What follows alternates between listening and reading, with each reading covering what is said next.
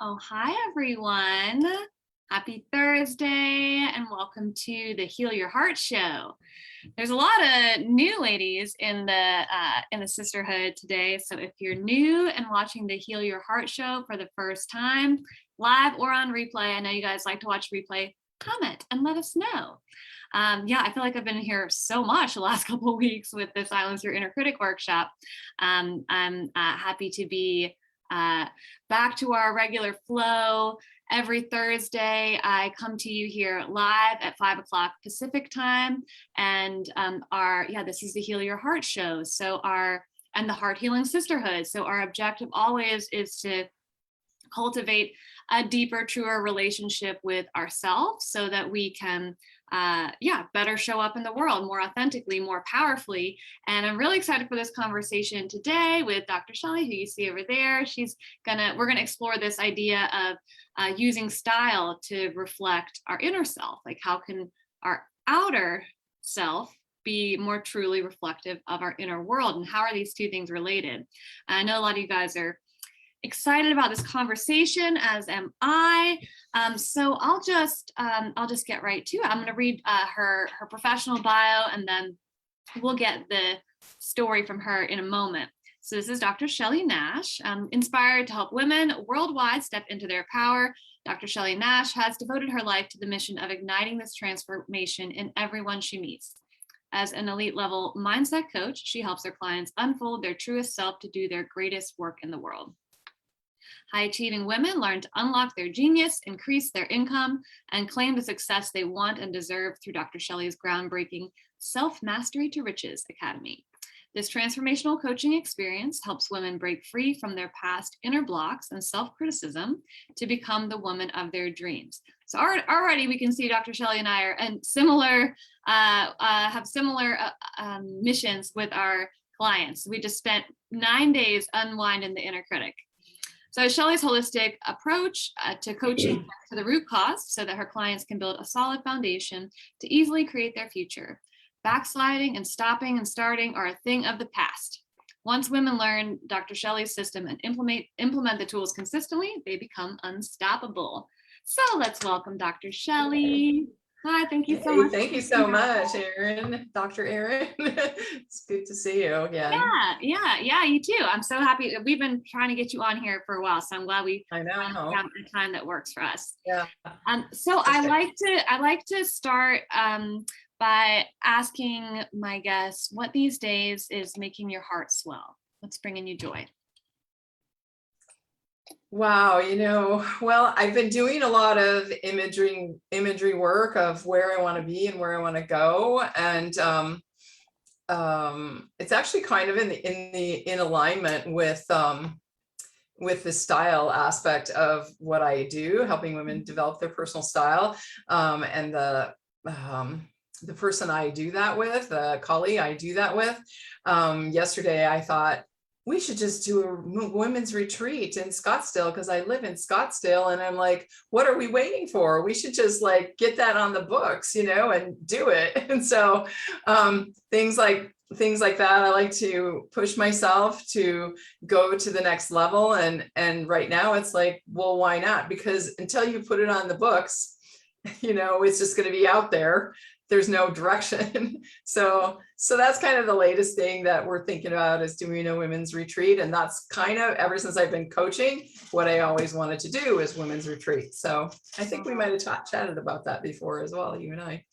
Yeah, that's so exciting. Yeah, I've been thinking about that recently too. Just, it's these bold next steps. Your passion is building up around something, and then you take the next step. It's you can just be passionate about it and think about it all you want, but until you take some action to get yourself closer there.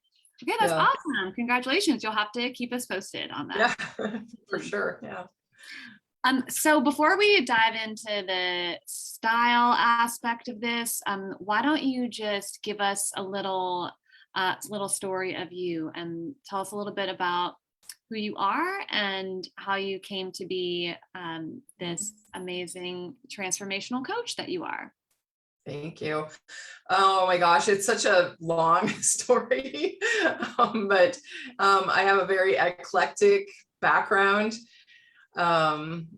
which started basically going to college for textiles and clothing, and getting a degree in textiles and clothing, not really fashion merchandising, but more the textiles and clothing, because I was really interested in color and texture and all of that. So I worked in that industry for about 5 years. Then I got the holistic health bug, and I wanted to do massage classes, and was interested in massage, and ended up working for a chiropractor, got introduced to chiropractic and acupuncture and that whole system of health. Ended up being a massage therapist for about 13 years and then decided I kept wanting to say, I want to help people more. I want to help people, really heal at a deeper level. And so I want to get them more involved in their health. And so I became a chiropractor and then became a holistic chiropractor, really talking about mind, body, and body, mind healing, really focused on emotional health and helping, because I think I was so emotional and I kept trying to figure myself out, figure out my emotions.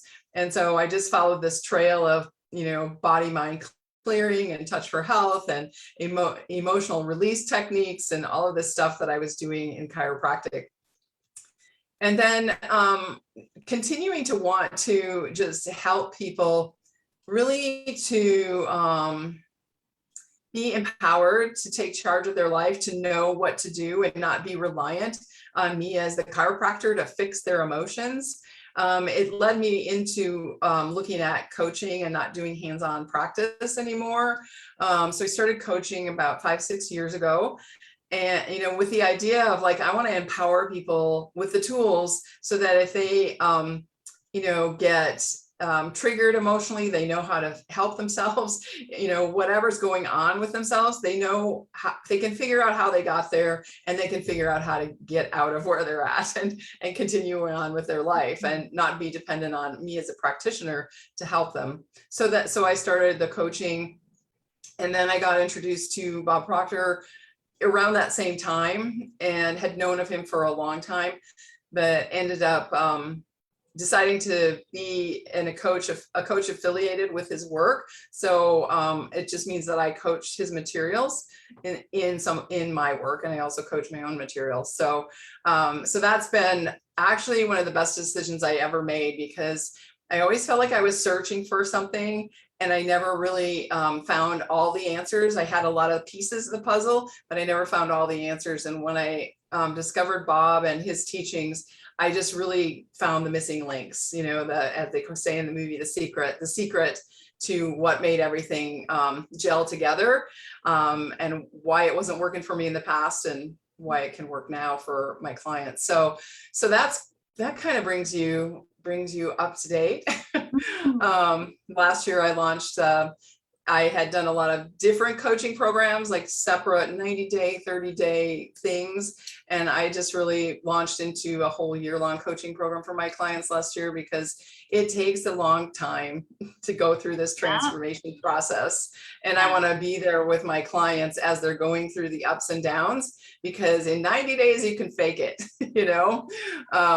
and you can't fake it in your life. You have to learn how to deal with the ups and downs. And so it's very empowering. I love coaching. It's, as you know, it's really rewarding. Yeah, you guys, is this woman our people or what? Always, your story is like mine, like my colleagues, like so many of our guests. I inspired to serve, and then inspired to serve more deeply, to get closer to the root, to empower clients to ultimately not need us. And really, and additionally, I should say that it's like my bottoms, my challenges is why I do what I do, to help others. So I've dealt with food and eating disorders and body image pretty much all my life.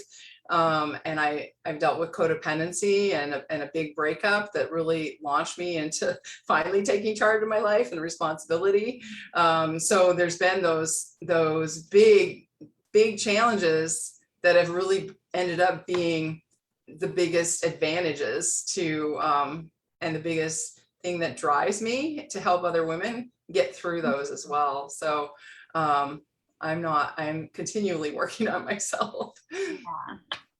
We know it here. It's a lifelong game. Yeah. Yeah. So I am so excited to be introduced to this topic and to share it with our sisters here of style and personal fashion choices, and how that might be reflective of our true self and our subconscious mind, as you say. So can you just lay the groundwork for us, like kind of give us a 101 of this space? Yeah, so as I said, you know, I have a background in textiles, clothing, fashion, and I worked in the fashion space as well for about 12 years, selling high-end clothing in and out of all my other careers. So I had I met a colleague a couple of years ago, and we just clicked about this whole fashion thing too. So we've been talking over COVID and about style and fashion, and basically what the idea around your personal style is that we do all this work on uncovering our true self, finding our authentic self, being authentic, and you know, really freeing ourselves of the limiting beliefs and the false beliefs. But does our style represent that? You know, is our style, how we dress, congruent with that? Is it the branding of our authentic self, or is it the branding of, like you said, like the subconscious in your closet? Well, we know that the subconscious contains our habits, our beliefs, and our self-image, mostly that we got when we were growing up, and that was ingrained in us then, and it wasn't even ingrained. The people that we picked it up from probably didn't picked it up from someone else, their parents, you know. So so we look at how you're dressing now might have a lot of components of your mom or your aunt, or there might be ways that you dress. For example, for me, there's a big thing about showing cleavage is not okay in my family, you know? And so whenever I do it, in fact, this dress, can sometimes, it's not low enough on the camera, but it can sometimes do that. In one of my photographs, when I saw my photo shoot, and I was like, oh shit, there's cleavage. And I'm like, no, it's beautiful. I'm a woman, I can show my cleavage. But there's always that paradigm that, you know, you're not supposed to show cleavage, Shelley, you know? So what, you know, just discovering what are those limiting beliefs about how you show your body, how you dress yourself, those things. But really the overall is to help you get congruent as you're uncovering your truest self, so that when you go into the world, people recognize you as your truest self. And it's not what's most fashionable, you know, it's your style. So everybody's going to have their own style. Does that make sense? Yeah. So I think that's the basic overview. And I realize also that, you know, many of us, when we're going for a goal, as soon as you go for a goal, your self-image is where you're at right now. Your self-image has to grow as you go for your goal. And also your habits and beliefs have to change. So you have to put yourself at your goal. So oftentimes people will go get a makeover, they'll go get styled by someone else. And they'll get some clothes that somebody else decides would look good on them. And they'll wear them for a while, but eventually it wears off because it's not coming from the inside of them. You know, these choices of clothing, it's what someone else thought. And because nothing was changed in the paradigm is still the same as it was before. So that's why you have a tendency to go back to all those other old dressing habits and things, because you didn't change any of your thoughts and beliefs about yourself. So I am starting to believe that it's a huge part of our personal growth, to have like develop this brand of you.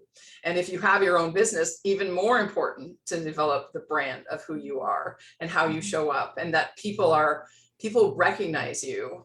And what do you want them there? People are always thinking about other people and talking about other people. So what do you want them to be saying about you? And you want it to be congruent with who you are. Interesting. So like, how would you, so it doesn't, like you wouldn't necessarily know by seeing someone, like their clothing choices or whatever, like you wouldn't be able to make any assumptions about their personal growth or their path. I guess my question is, how might we assess on ourselves, if our fashion choices are congruent, like what are some questions we can ask ourselves, or what are some red flags or keys we can look for in our closet? Well, I guess it'd be like, do I really love this? Like we're right in part of halfway through this work that we do with clients around style is a wardrobe edit, for example, and a lot of you have probably cleaned out your closets before. Maybe you've cleaned it out because doesn't fit, or because you haven't worn it in a while. But have you cleaned it out with respect to, does it represent the woman that I want to become? Mm-hmm. Is it what I'm going to wear when I get to my goal? Is my future self going to be represented by what I'm wearing today? Mm-hmm. And if you're going for goals, which my clients are always going for goals, it's like you have to act, walk, and talk like the woman of your goal every single moment of every day until you get there. So that would be one way to evaluate your clothes in your closet. Like, do I love it? Do I feel good in it? Does it bring me joy? And is it something?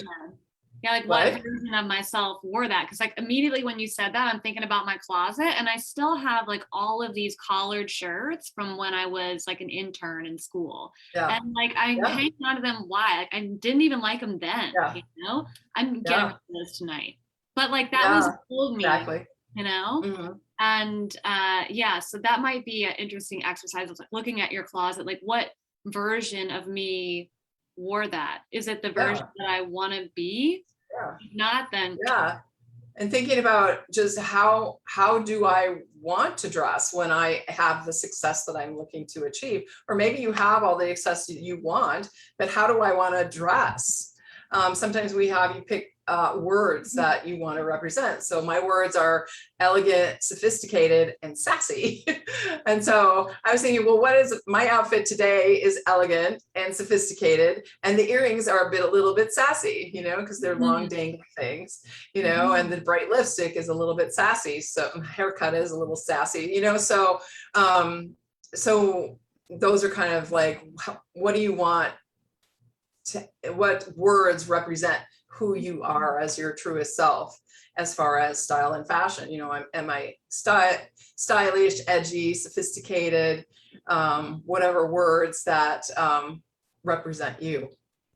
And a lot of times, like if you go get sometimes if you have a job, you dress to fit into how they dress at that job. Like bank, it's not so much now, but it used to be if you worked at a bank, you wore a suit, and how many women are comfortable in a suit coat? They're the most uncomfortable thing that I ever wear is a suit jacket, and I think women started wearing suits to be like men, to compete with men, so it's like looking at all this, like, do I really need to wear shirts with collars? Do I like wearing shirts with collars? Do they represent who I am?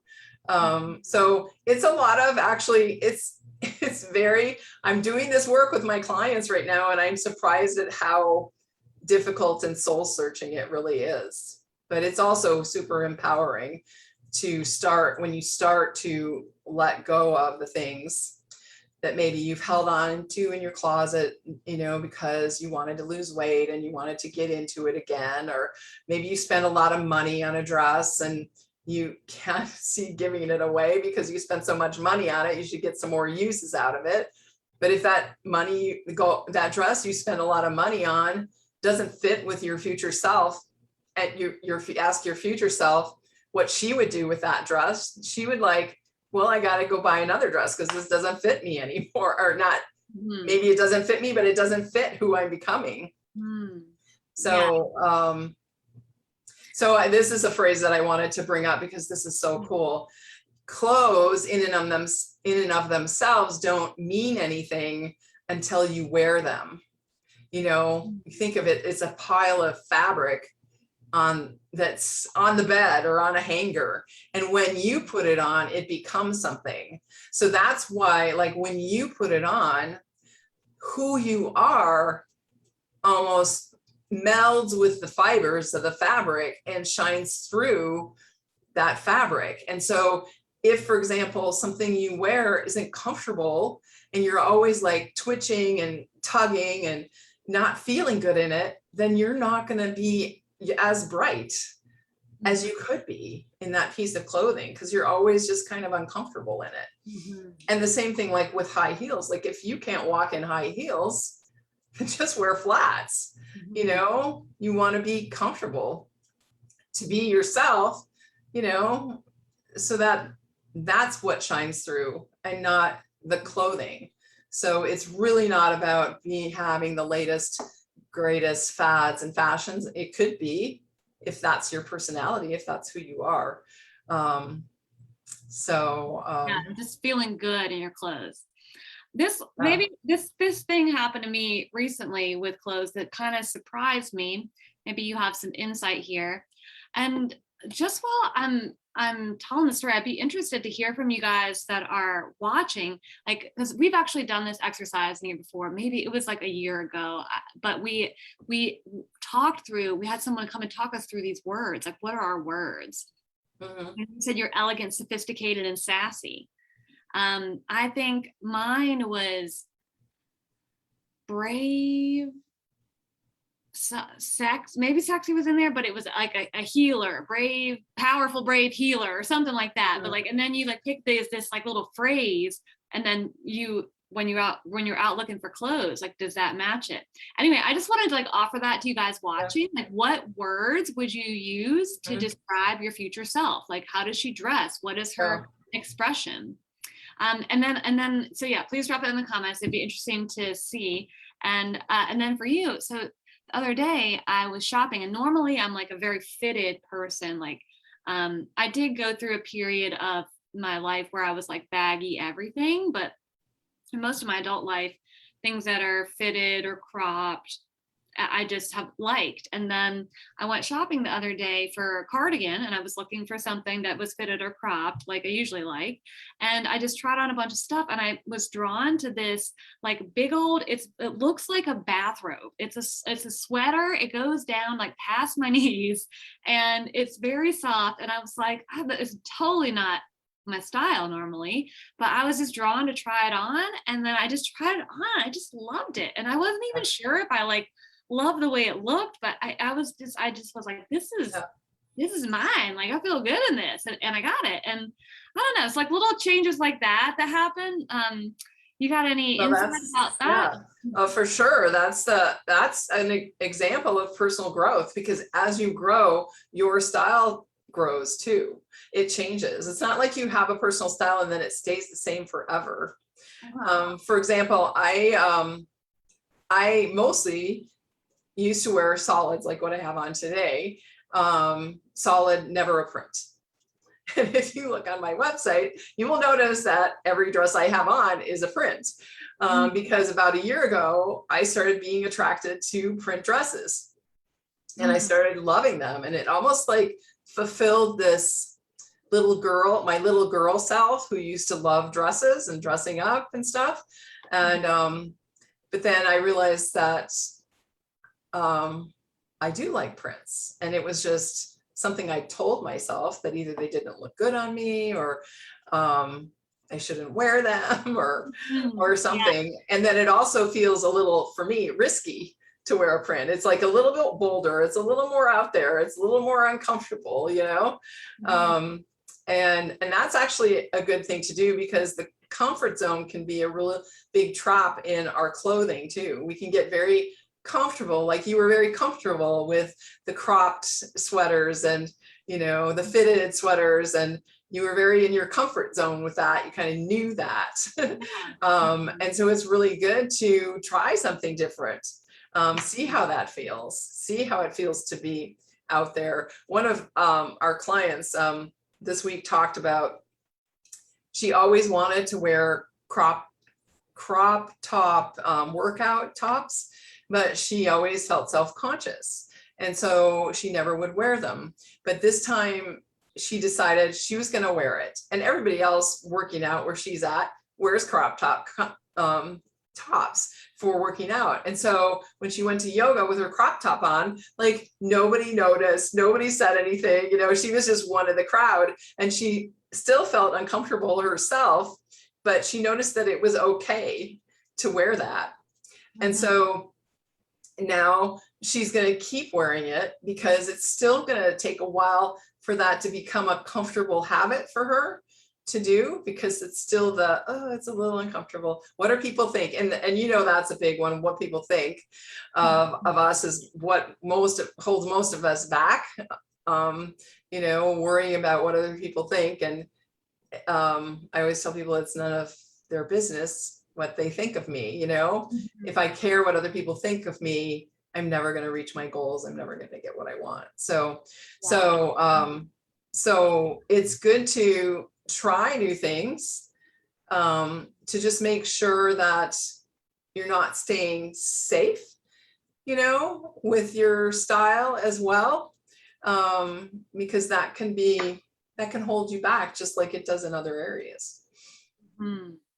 Yeah, I can really see that. Just like, trying a new style for a couple of reasons, just to stretch your comfort zone, to remind yourself you can. And well, and for example, even with my hair, so my hairdresser told me that she wanted to cut my hair over my ears, and I told her no for like 5 years, because I didn't like it that way. I didn't want it that way. I didn't like other people having it that way, and I didn't want it that way. And so that hairdresser left. I started with a new hairdresser, and she, of course, I said, what do you think I should do? I think you should cut it over your ears. And I'm like, I didn't let her do it at first, but then I said, okay, try it. We'll try it. And so I tried it for 2 times. Everyone else loved it on me, but I didn't love it. I didn't feel comfortable with it. So as you can see now, I'm going a little bit over my ears now, and even that is more comfortable for me.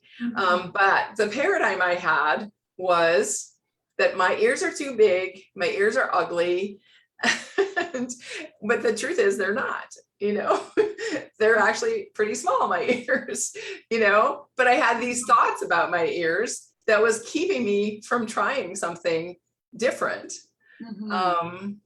So I don't know if that makes sense, but it's like, just to recognize why we do what we do, and what are the thoughts behind what we're doing, our behaviors, and how we're dressing. Are there any questions that anybody has for me? Yeah, you guys, please drop your questions. I just, you know, Megan here says clothes are the way that I express myself. And I often feel that way also. Is that the same kind of idea? Like, if you're using clothes to express yourself, it's like how would you relate just self-expression through fashion to, you know, your path of personal growth? Well, I would probably want to know a little more detail about like how you express yourself with clothes, do you wear like, well, I'm kind of known for silver jewelry. Like I wear a lot of silver. And so that's kind of like a stamp that I have, about myself. So what would be an example for you of expressing yourself with clothes? Like, what is it about yourself that you're expressing? Are you like trying to be more flamboyant because you want to be more flamboyant? You know, you want those qualities, or just like, what are you expressing? Sometimes I do, like, I wear a mala, and so I'm expressing spirituality, things like that. So ask her if she has any more example of how she expresses herself through clothes. Yeah, she's here. Yeah, you can let us know, Megan. And I had just kind of like a general question as we're wrapping up here, which is just like, what advice would you give to all of us? Like, I don't know how much these ladies have, we've really thought about, like, we probably, most of us pick what we like, I would think, but what's like one easy step we can take? I know the closet edit is a great idea. Because go through what version of me would have worn that. If it's an old one that I don't want to be anymore, get rid of it. What's one step that we can all take to move our wardrobes towards that is And more part of representative of who we want to be? Part of the wardrobe edit is also almost like separating out the separates and looking at, how can I rearrange these? How can I wear these differently without buying anything new? But how can I extend my wardrobe by wearing this top with this bottom, or this sweater with that, or mix and match things? Oftentimes, most people wear things too big. That's another thing. You can make use of the alterations person and have things taken in, have things shortened. If you have a good alterations person, they are very good with saying to you, I think those sleeves should be shorter, they'd be more flattering, and you can pull them up and see, or where does the dress hit your legs? Or where is the crop pants, the best place for those crop pants to hit your legs so they look the most flattering? Some things like that. I mean, I think that woman that wrote the book about, does it bring you joy? Does it feel good? Does it bring you joy? Do you love it? Does it feel like it expresses your truest self? What do you want? How do you want people to perceive you? What do you want people to say about you, when you've left the room? Not a false impression, not giving a false impression, but I think those are some good things. Do we have a response from her yet? No. Maybe, you can come back around through the comments later and reach out to her. Megan, if you're watching, you can drop a comment or shoot Shelley a message. Yeah, you're a sister in this group. You can always just send her a direct message and cool. Cut that out. And I think it is a way. I mean, it is a way to try new things. It is a way to experiment, to allow yourself the freedom to go out of, to just go to the store and try different things on. I do a lot of that because things on the hanger do not look like how they're going to look on your body. So never judge anything that you see on the hanger. Always put it on. Always give it a chance. Because something you reject on the hanger could look awesome on you. Yeah, I really like that. And just being like, maybe being aware, right, of your rules, like no patterns for you, no cleavage. Like, what's hard in those, and like, wait, is that really, a rule I want to stick by? Sit out and maybe take a weekend or a Saturday to sit down and say, what are my beliefs about clothing? What are the things, and are they true? And do I want to stick to those? I have another friend that in her family, she wasn't supposed to wear shorts because they were too provocative. And she has really long legs. So to this day, she still doesn't wear shorts, because it was too sexual to wear short shorts, So I'd look to your parents as your first thread to your fashion and style patterns, because what they did, likely you also do. All right. Well, thank you so much, Shelley. Lots to You're think welcome. about. We could talk about this a long time. I'm going directly to my closet after this conversation.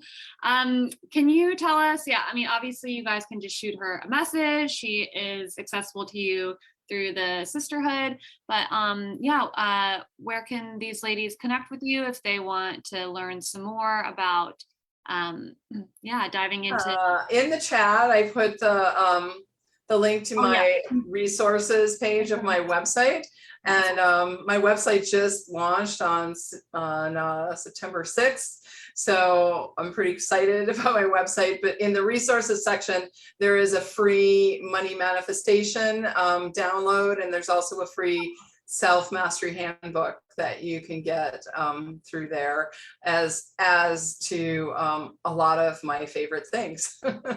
So and then you can explore around the website. I made the website to be a place to hang out, you know, it's really calming and beautiful. And Oh, so awesome. check it Yeah, out. and that link I put in the description right above this video, so you guys can go check Yeah. that out.